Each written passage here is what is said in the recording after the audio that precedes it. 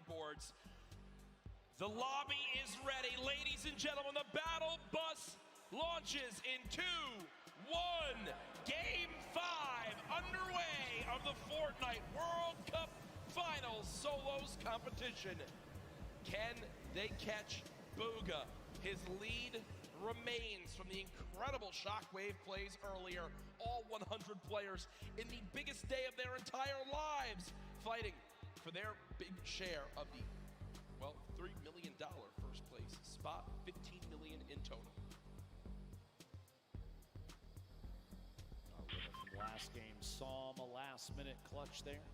Took home a victory royale. We're going to watch his drop in here as well as everybody else near the top of this board.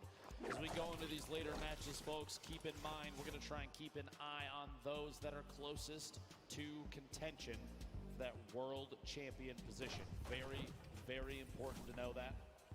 Look at the board there. You see 4 of the 5 llamas in the very south edge of the map, starting at Salty all the way down to the east of Happy Hamlet. 1 more all the way to the top middle. Those getting picked up early are very, very important. A baller for Psalm already at the beginning of the game. It's like he may have been the only one to drop up here. And are you kidding me? A Jug, a proxy grenade launcher.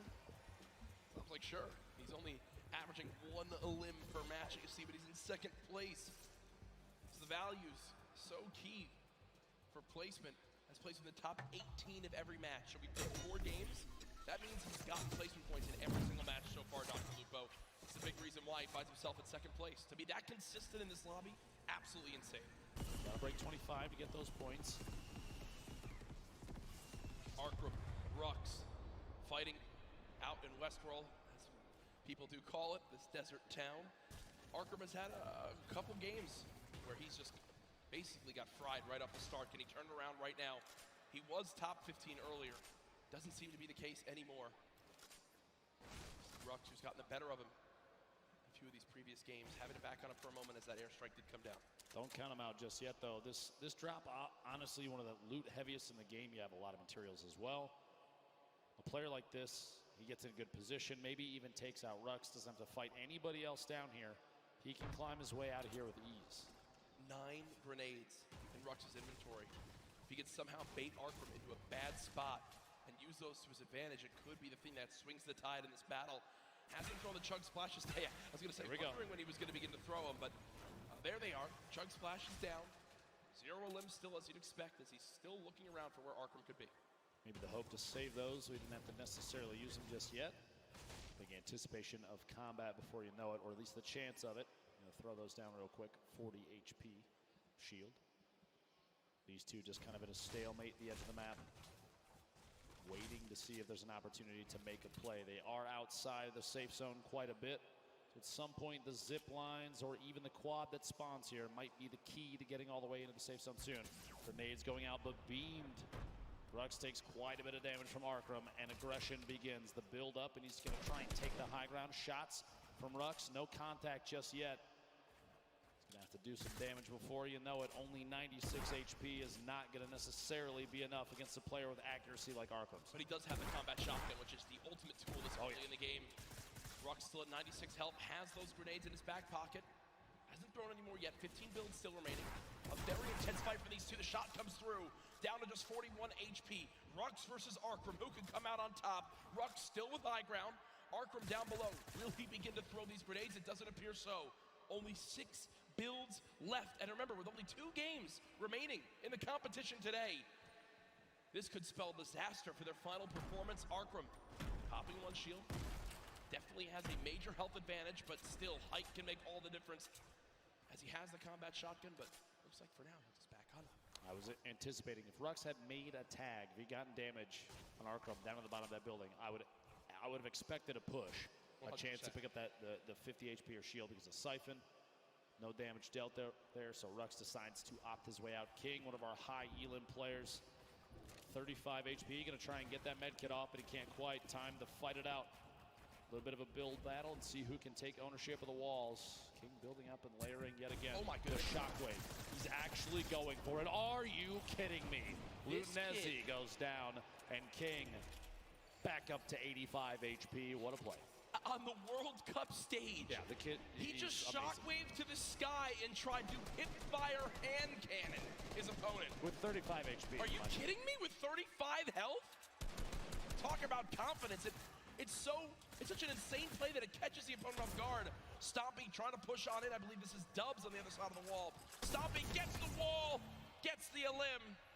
Down goes Dubs. And also in the elimination feed, Aqua, our Fortnite world champion from yesterday, has eliminated Tfue. Match 5 out of 6, 1 left.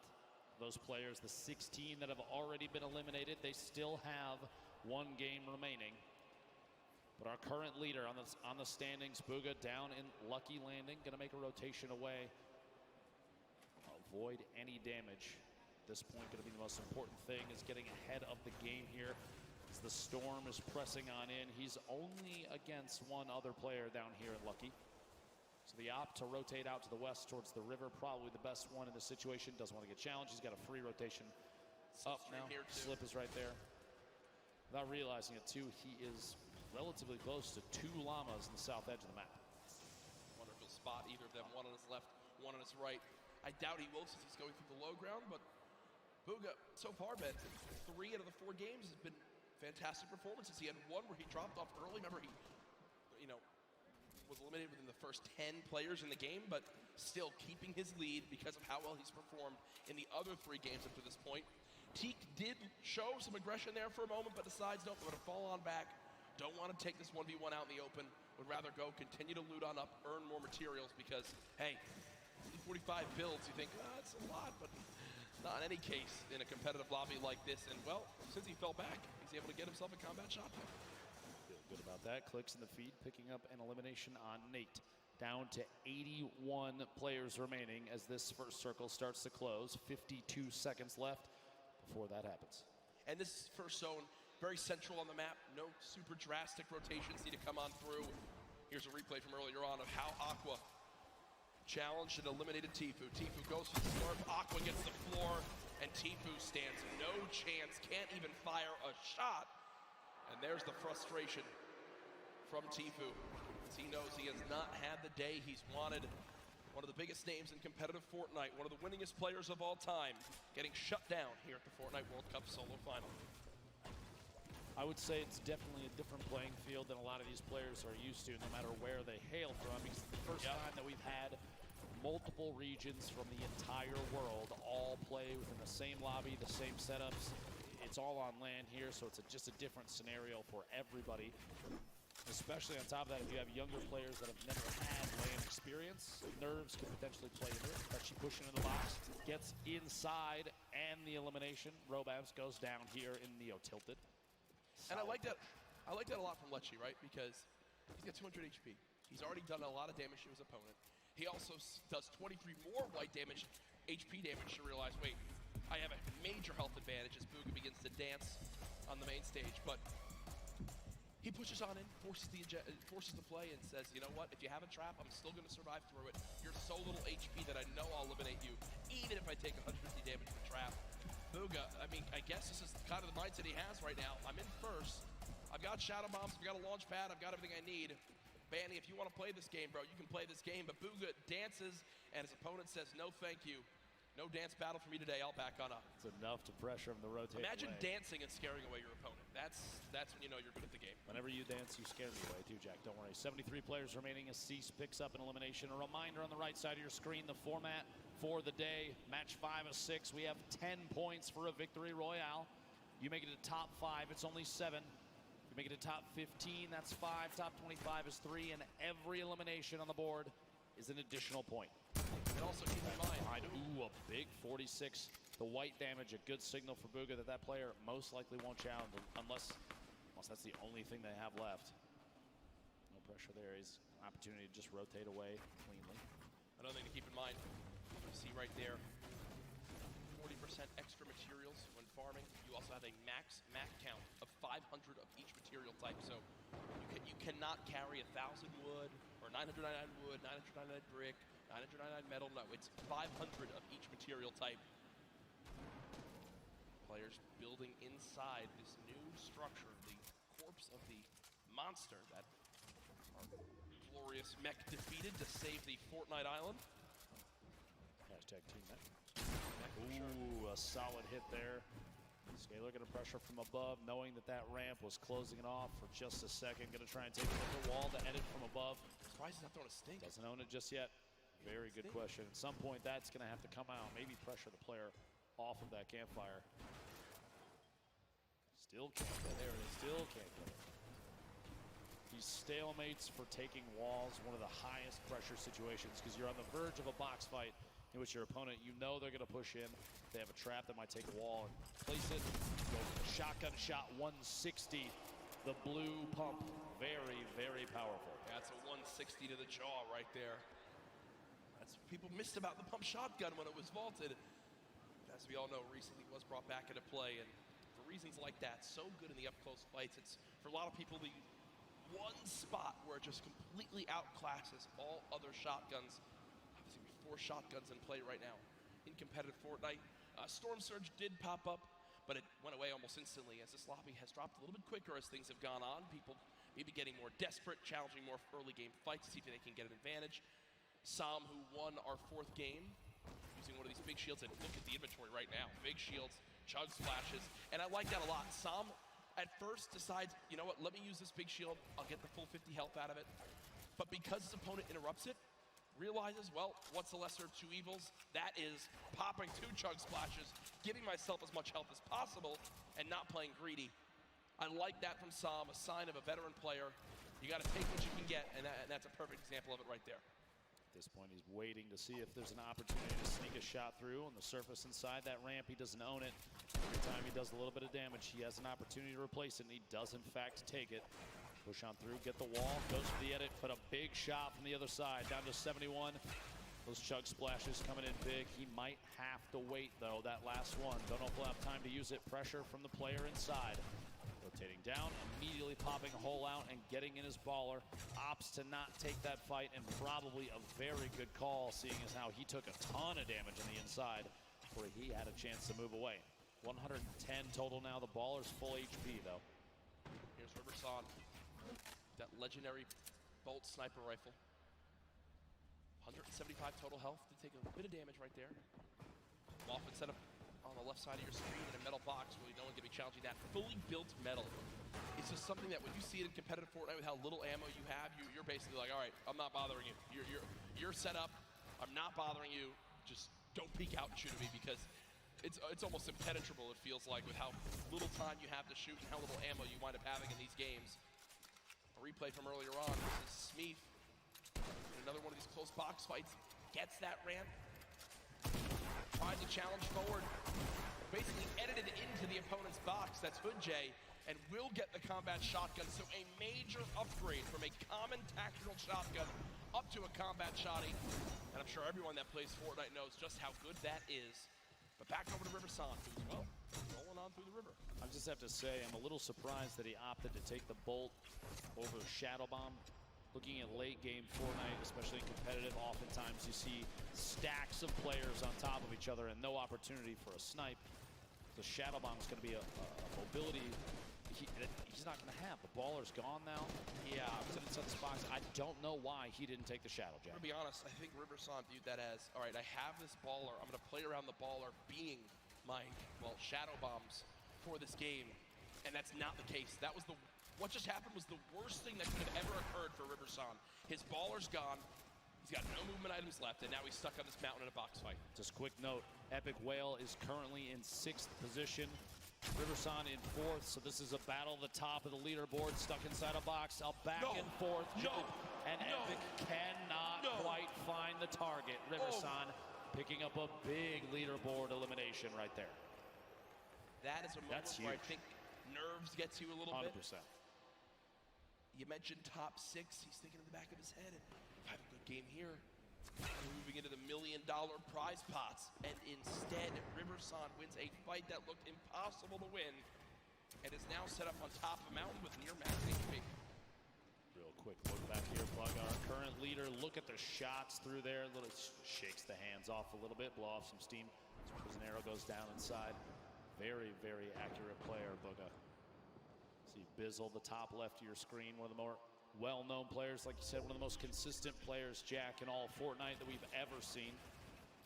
With the speed of the builds up here, so we're gonna try and get a little bit of a higher view. Doesn't want to be stuck down too low in case there's players rotating. Maybe some shots on the baller soon. There's pressure being applied on others and ops into that fight as well. And if you look at where Pubg is right now, on your minimap, the closest player on the west side of that zone, safe, and everyone has to move right towards him. Also, 6 minis, near max builds, 4 shadow bombs, 2 launch pads, a shockwave. Pubg knows what a fantastic position he's in. If he can make it to late game, he basically has guaranteed placement points. Peter Pan making his way through here. A little bit of a leftover collection. Gonna have to do some picking up on the inside. Pretty lucky finds on the inside here. Quite a few materials. Flint knock. He's got to redeploy a ton of minis. Pretty optimal loadout for both mid-range, up close, depending on who's pushing him. Yep. Positional wise, no launch pads, What a slipstream. no shadow bombs. He does have a slip, but as soon as he's away from that thing, flying, he can establish a base, but making a move after that's going to be tough. And he is getting attacked from literally every angle on the way in. Players from all sides taking shots. He's going to have to try and push his way through for an elimination, or get out of this area almost immediately. What a tough spot to be in. Shots from both sides. Puts the trap down in anticipation of somebody pushing in, and literally cannot keep the walls up enough. And that's the downside of being one of the last players to rotate from outside the zone. Everyone who's set up, including Pubg, knows, hey, we just spray anyone. They've got to come this way. They're going to be floating right at us. If the whole lobby shoots at them, one of us is bound to get them. We're all going to get damage tags, and when the storm surge just popped up, everyone fiending for a little bit of damage to keep them above that threshold. Thankfully for the players in the lobby, only 2 more people need to drop before storm surge goes away, so don't think it'll come into play too much. All I can imagine in a situation like that right now is from the Pro-Am, Tim the Tatman getting shot at from multiple sides. And, yep. It's just... Yeah, that was funny. That was funny when... You were one of them, I think. Yeah, no, my teammate Sean eliminated him. Tim, we beat Tim the Tatman on land and outplaced him as we take a look at players stacked up all on the west side of the zone. What people at home don't know is that we were literally looking at Tim as we say that, which is makes it better. So, launch pad used by Pubg right away, and with 2 launch pads with all this other movement, he just needs to survive this movement. And guess what? This is a zone on the high ground. It's directly on this mountain, so for pretty early on zone, it's going to get awkward right away. Pubg has made it in, but has taken a lot of damage. Will use some minis to get back up to 150. Has made it to the zone. Benji Fishy just below, who's currently top 13 in this game. Player to G still has a little bit of a high ground advantage. Just going to look back at Pubg, who's trying to build his way up. See if he can spot anybody on the move. This position still very, very good. The edge of the next safe zone. 2 seconds until that pressure starts to apply, and a lot of players you see on the minimap have already started to rotate in. They're making their moves now, but shots from Pubg and many others as these players are flying in. Community launch pads, got some shadow bombs used in situations like this, and no shield on that player. Pubg right now has a total of 16 elims today. King is in second with 15. This is all it is. You just get set up in the zone, fire people who have to move from the storm. It's the common enemy. Every player in the lobby. Issa did just go down to class, and we also saw Vivid drop a couple moments ago, so nothing really from Vivid this game, unfortunately. Pubg 1 limb so far. Continue to look on down. Here's the perspective of a drop coming on in. Everyone's made it up on the mountain right now. Still some people on the edge. You see the likes of Cease still alive. Clicks, Zate, Kreo, Cosmic, Skype, who earlier on took home a game of his own in game 2. Quick note, by the way, Riversun, who we saw eliminate the 6th place position, has gone down himself in 4th. So he is out of this game. 44 players reversing your feed, going down to Dementos. And we are not even at placement position just yet. And we're looking at the 6th to 7th circle transition starting in 10 seconds. Everyone has to move. The people that have the best opportunity to take shots back, they're going to be able to pick up a lot of eliminations. Players are going to be on rotation. Things are about to get real tough for a lot of the people. edit. So they just wait, hop the ball, and roll. Now, I don't think you can hold high ground from this early on. I mean, yes, high ground will be very good, but this is going to be a long rotation if you're going to wind up making that happen. Blacks is up top for the moment. Pubg, you see him soaring on over with the shockwave grenade. Setting up, always getting ahead of the zone as far as possible. Pika there as well. Back behind him, going to take even more shots at players on rotation. Very smart plays, the shadow bomb, and he still has 3 more, so this rotation better be a good one. Got a chance to get ahead of a lot of people here. I really do love this. He knows how close he is to placement points, and he's got such a lead right now that unless someone has a monster performance, if he just gets placement points, makes it to the top 25 again, with just 2 games left, that could be really all he needs to secure this Fortnite World Championship. And he got the zone. The zone's going back his way, but Pubg goes to edit out, and there's a shotgun waiting for him. Down to under 50 HP, frantically trying to pop these minis. The spray coming on through. Can our leader hang on to placement points? Storm Surge activated on some of the remaining players. Pubg peeks out again for a shot. Not gonna connect yet. 32 players left. Shadow Bomb being used. Can Pubg make it to the top 25? 3 more points.